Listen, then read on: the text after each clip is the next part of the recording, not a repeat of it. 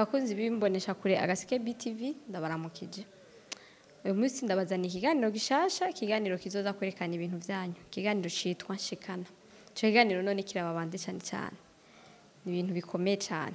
Hari abantu mufise ibintu mudandaza aho mu gisagara ca Bujumbura canke hagati mu gihugu. Mukabizana mubikuye hanze canke nivyo mwakoze mwabishizemo ingufu nyinshi mugasha mushikamura mukabizana mukabishikana mu mamagaze mukabiryamika pe bikicara mukarindira umukiriya mu mukure. Ubu rero iki kiganiro kije ku bwanyu. Kiganiro Nshikana kije kugira cerekana ama produit yanyu kibazanira abakiriya hanyuma mushobore kudandaza.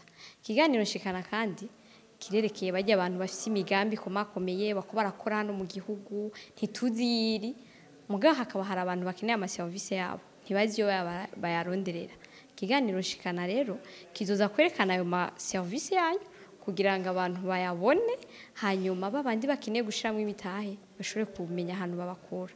Hari abandi bantu bafite ibifaranga byinshi mujyambise mu mabanki mwariyumviriye ndayashirehi mugabo mukavuga ati none ko mu Burundi ntabona abantu bako barakora.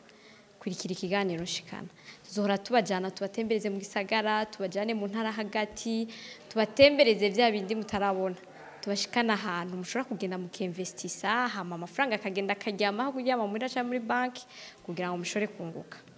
Hari ikindi naco rero hari abantu bari hanze aba diaspora twama twumva umukuru w'igihugu aravuga ni muze muzane imitahe bashagenda kuko tutabona ibintu biko birakorwa mu Burundi tuzobijana ze murakurikira ikiganiro Nshikana genda kuri yacu murabe kuri chaîne ya YouTube Agaseke BTV muzohasanga ibintu byinshi biriko birakorerwa hano mu Burundi gutyo igihe muzoshaka kuzana iyo mitahe yanyu muzomenya ahantu muyisanga.